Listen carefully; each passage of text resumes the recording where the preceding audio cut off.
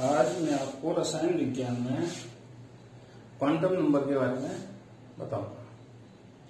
बच्चों ने कमेंट किया था कि सर क्वांटम नंबर पर थोड़ा सा बताइए, क्विक मेथड कैसे हम क्वांटम नंबर को निकालें, परीक्षा में एग्जाम में क्वांटम नंबर को कैसे सॉल्व करें। तो मैं संजय संगर आपको आज रसायन विज्ञान की क्लास में क्वांटम नंबर के बारे में बताता हूँ। देखिए, तो श्रोडिंगर ने जब ये इक्वेशन दी क्वांटम वेव मैकेनिक्स में, पहले ये माना जाता था कि इलेक्ट्रॉन पार्टिकल के रूप में चलता है। जब रदरफोर्ड ने नाभिक की खोज की, फिर उसके बाद आगे बोहर ने मॉडल दिया अपना, उसके बाद भी बोहर खोज चलती रही और उसके बारे में क्वांटम मैकेनिक्स में ये बताया गया कि इलेक्ट्रॉन नाभिक के बाहर जो चलता है वो पार्टिकल के रूप में नहीं चलता, वो वेव फॉर्म में चलता है, तरंगों के रूप में चलता है। और वेव मैकेनिक्स की बात आई तो उसमें श्रोडिंगर ने अपना योगदान दिया और उन्होंने कहा कि किसी भी पार्टिकल, किसी भी एटम के अंदर इलेक्ट्रॉन के पाए जाने की प्रोबेबिलिटी कैसी होगी, कहां पर वो मिलेगा। जैसे कोई मान लीजिए प्लेस है, उस पर अगर उसका फोटो खींच के देखें तो वो मोशन में है, तो एक जगह पर जब तक फोटो खींचा तो दूसरी जगह चला जाएगा, तो कहां पर मिलेगा उसके बारे में जानकारी नहीं दे सकते थे। तो उसके बारे में क्वांटम नंबर की बात आई तो क्वांटम नंबर 4 क्वांटम नंबर होते हैं। श्रोडिंगर ने 3 बताए थे, N, L, M और फिर एक और जोड़ा गया S। तो ये इलेक्ट्रॉन की पूरी डिटेल बताते हैं कि उसकी लोकेशन कहां पर मिलने की प्रोबेबिलिटी सबसे ज्यादा है, कहां पर वो मिलेगा इलेक्ट्रॉन। देखिए, एटम में बहुत सारे इलेक्ट्रॉन होते हैं, किसी एक पर्टिकुलर इलेक्ट्रॉन की बात करते हैं। मान लीजिए वहां पर आपको बताना पड़ेगा इस इलेक्ट्रॉन के बारे में बताइए, तो क्वेश्चन आएगा 3d7 इस इलेक्ट्रॉन की लोकेशन बताइए। तो इसको बताने के लिए हम इसको थोड़ा सा पहले देख लेते हैं कैसे करके इलेक्ट्रॉन को भरा गया है। ऐसे करके ये बनाते हैं हम 1s 2s 2p 3s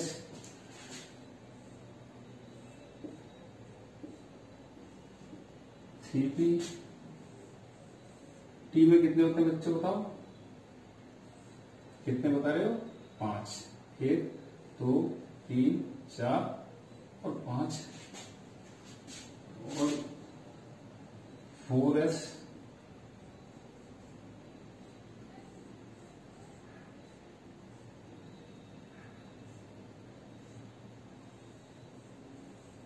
1 2 3 4 5। ये क्या आएगा बताओ? 4p 4d और 1 2 3 4 5 6 7 हो गए। 1 2 3 4 5 6 7 हो जाएगा 4f। इस तरह से बना दिया। अब 3d7 है। 3d7 का मतलब इस वाले में 1 इलेक्ट्रॉन 2 इलेक्ट्रॉन 3 4 5। एक पहले भरता है, पेयर नहीं बनाते, पहले ये पूरे को भर देते हैं। जब ये पूरे में भर जाते हैं उसके बाद फिर ये डबल पेयर बनाते हैं। तो 5 हो गए, 6 और 7। अब कौन सा इलेक्ट्रॉन हुआ? अब इलेक्ट्रॉन निकल के आया कि इस वाले इलेक्ट्रॉन के बारे में पूछा जा रहा है। ये जो इलेक्ट्रॉन है इसकी डिटेल आप बताइए, एड्रेस क्या है इसका। तो इसको बताने के लिए हम यहां से देखते हैं, कुछ मैं नंबर लिख देता हूं यहाँ पर जिससे कि आपको समझ में आएगा। शॉर्टकट में 3d7 2 वीडियो है मेरे इसमें। एक वीडियो में डिटेल में बनाया था, वो हो सकता है बच्चों की समझ में नहीं आए, तो मैंने शॉर्टकट बना दिया है। जिसको डिटेल में पढ़ना है वो डिटेल वाला पढ़े, जिसको शॉर्टकट मेथड लेना है वो इसको देख ले। 3d7 में n जो होता है, ये जो नंबर होता है ये n को रिप्रेजेंट करता है। l के लिए ये n l m है क्या, इनको देख लेते हैं पहले। n है principal quantum number, PRINCIPAL।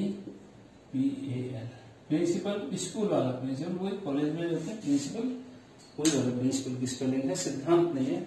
Principal quantum number QUANTUM quantum number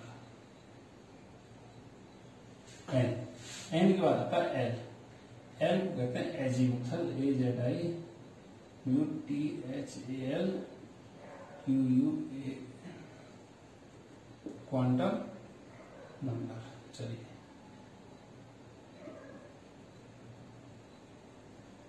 फिर आता है एम। एम होता है मैग्नेटिक क्वांटम नंबर।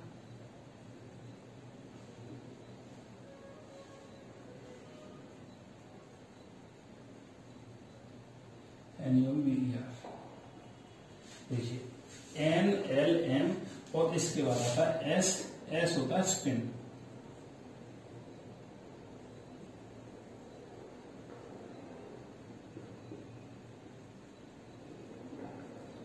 अब इनकी बात करते हैं तो क्या है N, क्या है प्रिंसिपल क्वांटम नंबर। ये वाला जो सिस्टम है ये बताता है N को कि वो कौन से ऑर्बिट में है। ये न्यूक्लियस को बनाते हैं। न्यूक्लियस के बाहर अगर पहली में सेल में है तो K में है तो N का मान 1, K के लिए 1, L के लिए 2, M के लिए 3, N के लिए 4। 1 से लेकर के बढ़ेगा और आगे चलेगा 1 2 3 4 5 6 7 कुछ भी हो सकता है। तो प्रिंसिपल क्वांटम नंबर N की वैल्यू होती है 1 2 3 4 5। समझ में आ रहा है। L की वैल्यू क्या होती है। L की वैल्यू होती है S के लिए 0, P के लिए 1, D के लिए 2 और F के लिए 3। इसको अलग से लिख दूं, इसको मिटा करके तो ज्यादा बेहतर रहेगा। नाम तो इनके मालूम पड़ गई आपको। मुख्य क्वांटम संख्या N, N के बाद आती है मुख्य क्वांटम संख्या N। N की वैल्यू होती है 1 2 3 4 इनफाइनाइट। इसके बाद L की बात आती है। L की बात S P D और F। 4 कोष ये इसमें है, उपकोष है S P, इसमें 2 है, इसमें S P D है, इसमें S P D और F 4 है। ये उपकोष है तो इसके लिए 0 1 2 और 3। L की value S P D F पर डिपेंड करती है कि कौन से में है उपकोष में इलेक्ट्रॉन। अब इसके बाद आती है M की बात। M की वैल्यू देखिए L पर डिपेंड करती है, या ऐसे कहें L की वैल्यू पहले निकालनी पड़ेगी या S की वैल्यू निकालते हैं। S इसके लिए 0, P इसमें 3 बॉक्स होते हैं। P में 3 तरह से इलेक्ट्रॉन रोटेशन करता है, तो इसमें करेगा, इसमें करेगा, तो इसके लिए 0 यहीं लिख दूं मैं। इसके लिए इसकी वैल्यू लिख रहा हूं मैं, M की वैल्यू लिख रहा हूं। देखिए M की वैल्यू इसके लिए 0, इसके लिए 0, इसके लिए 0, इसके लिए 1 और इसके लिए -1। यहां M की वैल्यू लिखते हैं तो अगर इसके लिए 0 0 1 -1, इसके लिए 0 1 2 -1 -2, इसके लिए M की वैल्यू लिखूंगा 0 0 0 और 0 1 2 3 1 2 3, इधर माइनस लगा दो 1 2 1 2, इधर माइनस लगा दो 1 और -1। ये मैंने M की वैल्यू लिखी। अब इस वाले इलेक्ट्रॉन के लिए बताना है तो M की वैल्यू -1 है। तो इस वाले इलेक्ट्रॉन की बात कर रहे थे तो M की वैल्यू 3d7 के लिए, 3d7 के लिए चारों क्वांटम संख्याएं n = 3, L = D है। D बताएगा 2 और ये 7वां इलेक्ट्रॉन है। 7वां इलेक्ट्रॉन कहां पर जा रहा है 1 2 3 4 5 6 7 इसमें जा रहा है, तो इसका मतलब D की वैल्यू वो D नहीं, इसकी M की वैल्यू होगी -1 और इसकी स्पिनिंग नीचे वो है इसकी डायरेक्शन, तो S की वैल्यू हो गई -12। इस तरह से ये हमारा आंसर हो गया। इसकी 4 क्वांटम संख्याएं हमने लिख ली। किसी और के लिए देखते हैं, हो सकता है आपकी समझ में आ गया हो। ये हमें लिखा होना चाहिए और ये अगर ये बना हुआ है इस तरह से तो थोड़ा आइडिया लग जाएगा आपको। देखिए एक क्वेश्चन और देखते हैं और फिर प्रैक्टिस करिए। आप जो है छोटा दिखाऊं या बड़ा ले लेते हैं। 4f9 की 4 क्वांटम संख्या लिखिए। तो 4 के लिए n का मान तो देखते ही पता चल जाता है 4 है, और l का मान भी पता चल जाता है, f है, तो f के लिए 3 होगा, s के लिए 0, p के लिए 1, d के लिए 2 और f के लिए 3। तो ये इसके लिए f के लिए कितना होगा, f के लिए आएगा 3। m की वैल्यू निकालने के लिए f में m की वैल्यू कहां से कहां तक होगी, देखिए 0 भी होगी, 1, 2, -1, -2 और -3 और -3, यहां से यहां तक m की वैल्यू होगी। ये m की वैल्यू है, m के लिए इस वैल्यू में से होगा कुछ। तो अब क्या होगा m की वैल्यू, वो इलेक्ट्रॉन किस तरह से रोटेट कर रहा है m में, बहुत इसकी जो स्ट्रक्चर जो है बहुत क्रिटिकल है, मतलब उसे बोर्ड पर बताना इतना आसान नहीं है। तो m की वैल्यू देखिए, अब इसमें 9 है इलेक्ट्रॉन, 9 इलेक्ट्रॉन भरे जाएंगे, पहला, दूसरा, तीसरा, चौथा, पांचवा, छठा और सातवां, 7 इलेक्ट्रॉन भर गए। अब सिंगल सिंगल पूरा भर जाएगा, उसके बाद पेयर बनेंगे, 2 अब हैं, तो ये 8 और ये 9। तो किस इलेक्ट्रॉन की बात हो रही है, इस वाले इलेक्ट्रॉन की बात हो रही है। तो ये दूसरे में आया, m की वैल्यू कितनी आई, m की वैल्यू आई -2, और उसकी रोटेशन कैसे है, क्लॉकवाइज है तो प्लस, और एंटी क्लॉकवाइज है तो -12, s की वैल्यू होगी -12। देखिए चारों क्वांटम संख्याएं यानी किसी भी पर्टिकुलर इलेक्ट्रॉन के लिए बताई जाती हैं, सबके लिए नहीं बताएंगे, किसी भी एक व्यक्ति के लिए या एक इलेक्ट्रॉन के लिए। किसी का पूछा जाए, लोकेशन पूछी जाए कॉलेज में आपसे और पूछ रहे हैं कि फिजिक्स वाले सर कहाँ मिलेंगे या केमिस्ट्री वाले सर कहाँ मिलेंगे, प्रिंसिपल सर कहाँ मिलेंगे, तो उसकी एक लोकेशन बताई जाए कि फिजिक्स वाले कहाँ मिलेंगे, बोले फिजिक्स लैब में जाके देखिए, तुम्हारा नंबर वो बता देंगे, उसमें क्लास 11th में देखिए, किस क्लास में स्टाफ रूम में देखिए, तो वहां पर प्रोबेबिलिटी है मिलने की। अब वो एक जगह तो रहते नहीं है सुबह से शाम तक, वो हो सकता है आप जाए वहां पर न मिले, क्योंकि इसी तरह से इलेक्ट्रॉन मूव कर रहा है, कहीं भी जा सकता है, वो ऐसे करके मूव कर रहा है, तो उसके मिलने की प्रोबेबिलिटी यहाँ पर है। तो ऐसे ही इसमें मिलने की प्रोबेबिलिटी कहां पर है, तो इसमें ये लोकेशन बताई गई है, किसके कौन से इलेक्ट्रॉन की है, यानी इस इलेक्ट्रॉन की है, इसकी पूछी जाएगी तो अलग आएगा, इसकी पूछी जाएगी तो लोकेशन अलग आएगी, ये कौन सा इलेक्ट्रॉन होगा ये अलग है, इसका नंबर अलग है, नाम अलग है, इसकी सब क्वांटम संख्याएं अलग आएंगी। तो पर्टिकुलर इलेक्ट्रॉन की क्वांटम संख्याएं अगर हमें पता चल जाए तो हम उसके बारे में पूरी जानकारी पता लगा लेते हैं।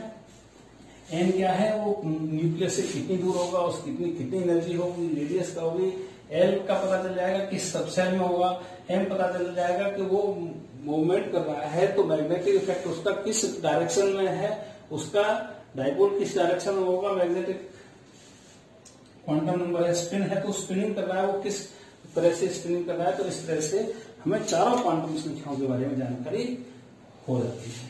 तो अब मैं मानता हूं आपको चारों क्वांटम संख्या निकालना सीख गए होंगे, ये सीख लीजिए। और एक चीज और देख लीजिए कि किसी भी इलेक्ट्रॉन का इलेक्ट्रॉनिक कॉन्फ़िगरेशन हर बच्चे को आना चाहिए। उसके लिए मैंने एक फॉर्मूला बताया था आपको, न याद रहा हो तो पहले वीडियो देखना, या फिर मैं आज फिर बता देता हूं कि ये किस तरह से भरे जाते हैं इलेक्ट्रॉन। एनर्जी लेवल के हिसाब से भरे जाते हैं। सबसे पहले ये भरा जाएगा, फिर ये और फिर ये नहीं भरा जाएगा, ये पहले भरा जाएगा, फिर ये भरा जाएगा, फिर कौन सा भरा जाएगा, तो एनर्जी लेवल में बना दूंगा आपको।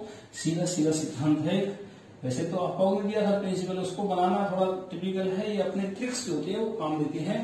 तो ये कैसे करके लिख लो, school school, public school, public school, समझ में आ रही बात क्या है ट्रिक ये, school school, public school, public school,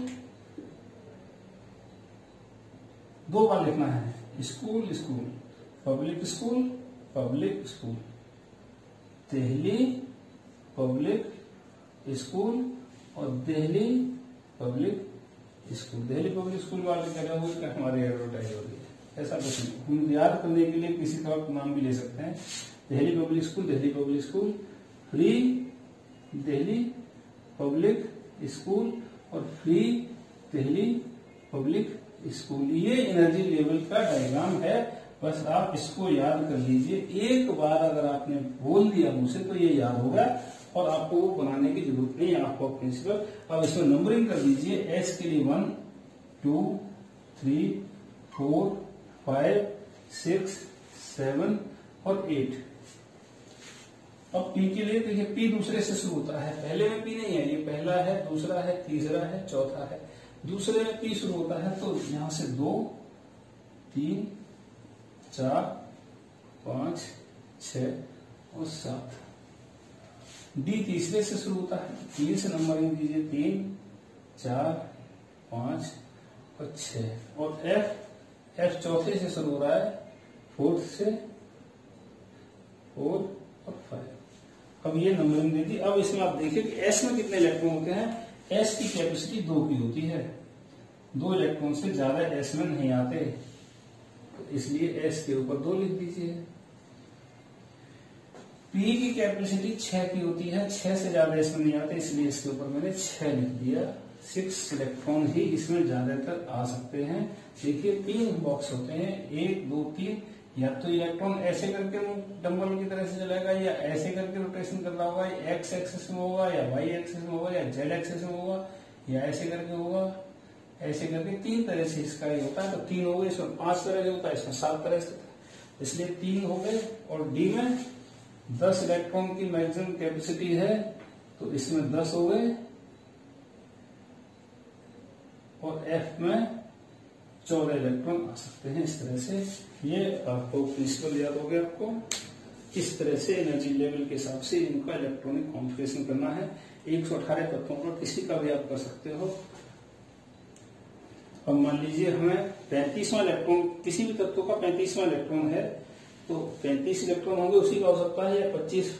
मान लीजिए कोई ले लो, कॉपर ले लो, 20 तक लो, अभी ज्यादा नहीं, 20 तक। मान लीजिए कैल्शियम तक लेते हैं, कैल्शियम के 20वें इलेक्ट्रॉन की बात करते हैं। लास्ट वाला इलेक्ट्रॉन होता है कैल्शियम का, वो कहाँ होगा, उसकी कैसी लोकेशन होगी, कैसी उसकी पोजिशन होगी। तो 2 2 4 6 4 10 11 12 और 18 18 को 2 20 यहाँ होगा वो। तो इसमें होगा 4s2 बताना है।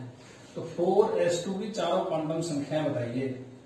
4s2 की चारों क्वांटम संख्याएं, तो n की वैल्यू 4, l की वैल्यू, s है तो 0, s के लिए 0, और m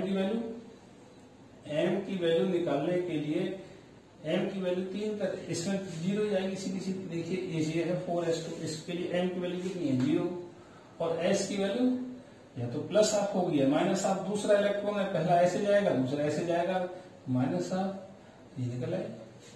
अगर इसका प्रैक्टिस करो, बहुत इजी है, आप 10 मिनट में निकालना सीख जाएंगे, गारंटी है इस बात की। अगर नहीं समझ आता तो इसका एक और वीडियो है, उसको देख लें। अगर उसको डिटेल में जानना चाहते हैं कि किस तरह से ये थ्योरी आई, क्या है इसका, पहले रदरफोर्ड ने दिया, फिर बोहर ने दिया, फिर डी ब्रॉगली ने दिया, हाइजेनबर्ग ने दिया, ये वेव मैकेनिक्स को, इसको क्वांटम वेव मैकेनिक्स में जोड़ा गया, इस तरह से इसकी इक्वेशन दी है। ये 2D में है या 3D में है। 2D में होता तो ऑर्बिट नहीं है, ये ऑर्बिटल है। ऑर्बिटल में 3D में ये किस तरह से मिलेगा, 3D में पहचानना इसके लिए बहुत ही। और क्वांटम मैकेनिक्स का अर्थ है कि बहुत छोटी चीजों का अध्ययन किया गया है इसमें, इसलिए आप इसका प्रैक्टिस कीजिए, गारंटी से आप जो निकालना सीख जाएंगे। और जो भी दूसरा और भी इसके आगे वाले वीडियो आएंगे, इसलिए इसको चैनल को सब्सक्राइब कर लें और बेल आइकन को दबा दें, जिससे कि आपके पास नोटिफिकेशन आ जाए। नेक्स्ट वीडियो आएंगे जिससे कि। धन्यवाद।